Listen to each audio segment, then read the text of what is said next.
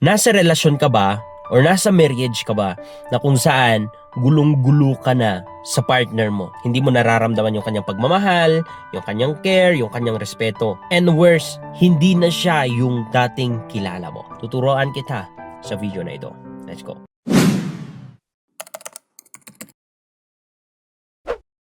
Sa marriage, meron pong dapat nyong maintindihan mga kapatid that naglalaps po yung feeling na palagi kang excited or kinikilig ka sa partner mo. Naglalaps po yun.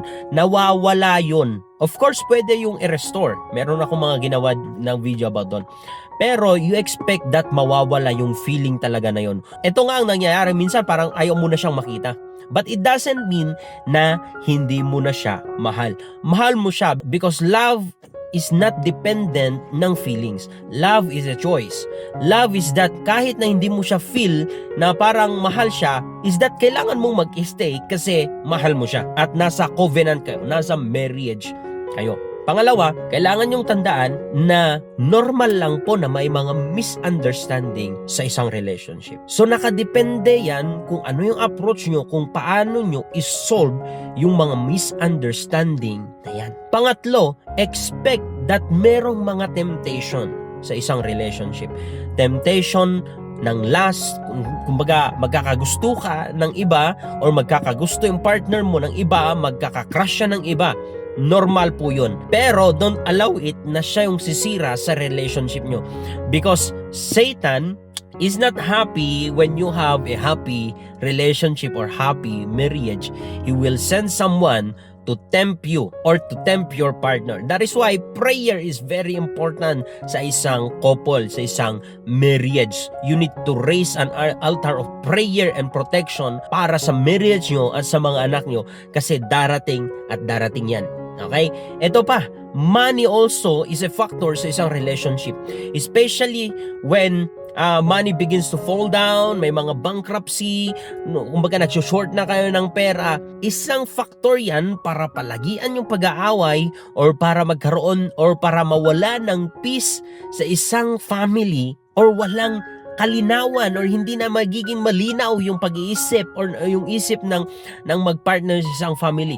That is why I encourage you also to do business, to ask wisdom for the Lord para sa increase ng finances and pray for your finances that whatever the plans of the devil na i-bankrupt ka ng totally, nakawin yung time mo, is that hindi yun magtatagumpay. So maraming factor sa totoo lang na kung saan magkukos sa partner mo or sa iyo mismo para hindi mo siya maintindihan or hindi nyo maintindihan yung relationship nyo, kaya palagian yung pag-aaway, mga misunderstanding, sakitan. Pero mapapansin nyo ba na kapag lumabas kayo sa bahay or magkaroon kayo ng distance, parang nagiging mas malinaw ang lahat. Parang marirealize mo na mahal mo ulit yung partner mo, na namimiss mo siya, ganon. Pero bakit kapag nagkita kayo, is that nagkakaroon naman ng confusion, nagkakaroon naman ng gulo. Let me tell you, there's something that is going on sa loob ng family nyo and you need to pray for it. You need to pray against it. And you cannot pray against it without God sa buhay mo. So number one na gawin mo, eto na, pupunta na ako sa advice kung nasa magulo kang family. Number one na gawin mo is that you need to submit your life unto the Lord. Surrender your life unto the Lord. Kung wala pa si Jesus sa buhay mo, believe Jesus sa buhay mo. Lahat tayo nagkasala. So lahat ng kasalanan may bayad dyan. At hindi pwede na ako yung magbabayad ng kasalanan mo. Ikaw yung magbabayad ng kasalanan mo. Pero nagbigay ng solusyon ng Panginoon para hindi ikaw yung magbayad. Binigay niya si Jesus, siya yung namatay, siya yung nagbayad para sa'yo. So all you need to do is to receive that gift of salvation. And the salvation is not just salvation from the pit of hell, also salvation sa kung ano man ang hindi maganda na nangyayari sa buhay mo. Because right now, you need a helper. You need ang tutulong sa'yo. And yung tulong na yan, it will only comes from Jesus, especially kapag walang tao na makakatulong na sa'yo, walang family na makakatulong sa'yo, wala kang inaasahan na tao na makakatulong sa'yo, kapatid. You need Jesus. So yun yung number one. So isurrender mo yung buhay mo sa Kanya, receive that gift of salvation, i-receive mo siya sa buhay mo, okay? Number two, you need to pray for your relationship. You need to pray for your relationship, for your marriage. There is a demonic na there's a demonic entity that is attacking every relationship. Naranasan ko na yan sa buhay ko, na bakit ganun, every time na makita ko yung misis ko, parang nabibwisit na ako sa kanya, na parang naiinis na ako sa kanya, lahat ng gagawin niya, napaka-sensitive ko, ang dali kong masaktan. Pero kung wala naman ako sa bahay, parang namimiss ko siya, parang gusto ko na siya makita. And I realized this is not normal. There is something that is going on in my family. So I prayed for it, and then I draw closer to the Lord hanggang sa na-deliver. Kaya ngayon, by God's grace and God's mercy, okay na siguro yung mag-away kami after 5 months, 6 months. Yes, may mga misunderstanding kami, pero not in a way na nagkakasakitan kami. Kundi dinadaan namin sa magandang usapan. Pinag-uusapan namin na maayos. And nakita ko na nawala na yon. Yung feeling na kapag nakikita ko siya, pag umuwi ako, is that nakakabwisit na. Nawala yon. Because that's a demonic entity that wants to destroy your family. Sabi ko nga kanina, hindi pa natutuwa ang mga demonyo na merong masayang family. So you need to pray for it.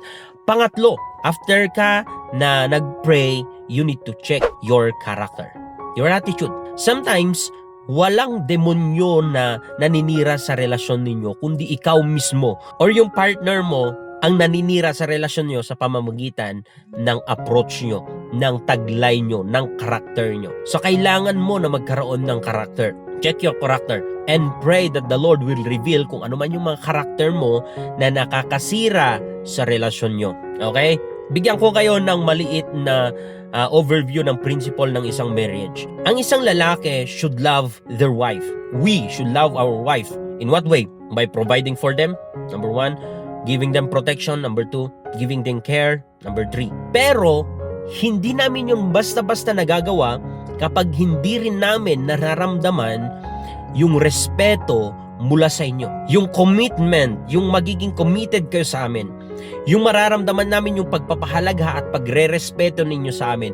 Yung bibigyan nyo ng bigat yung decision or yung sinasabi namin. Whenever that we feel disrespected, like sinisigawan nyo kami, pinapahiya nyo kami, minamaliit nyo kami, then don't expect na yung lalaki na yan, yung asawa mo na yan, is that mararamdaman mo din yung pagmamahal niya. Yes, maybe provide niya pa rin ang kailangan nyo, but with a heavy burden. He is doing it in pain, not in love. So, I encourage you, if you want, mas mararamdaman yung pagmamahal, pagpurpursue ng isang lalaki sa'yo, yung mas intimate na relationship niya sa'yo, kailangan mo siyang irespeto. More than your kapitbahay, more than si mayor, more than si congressman, more than your pastor or your priest. You need to respect your man. That's it. And last na may encourage ko sa inyo or may ibigay ko na tip sa inyo, kailangan that you spend more time together. Of course, palagi kayong magkasama sa bahay, pero my point here is that lumabas kayo. Mag-picnic kayo. Kung walang budget ganon, edi mag-isip kayo ng way na kung saan merong libre, meron namang park, spend nyo din yung time nyo doon, mag-date din kayo ganon. Meron yung time na kasama nyo yung kids, pero kung gusto nyo ng mga intimate na relationship nun yung dalawa, then kayo lang mag-dating kayo. Wag nyong kakalimutan yun. Kasi sometimes kapag walang nangyayari na date, hindi na-activate ulit yung kilig ninyong dalawa. So it doesn't mean na tumatanda na kayo, is that wala yung kilig. Meron. Hindi nyo lang ito kino-cultivate. Meron pa rin kilig. So, yun lang po ang may advice ko sa inyo, and I hope na meron kayo natutunan, and I hope na nakatulong ito sa inyo. So that's it. God bless everyone. Bye.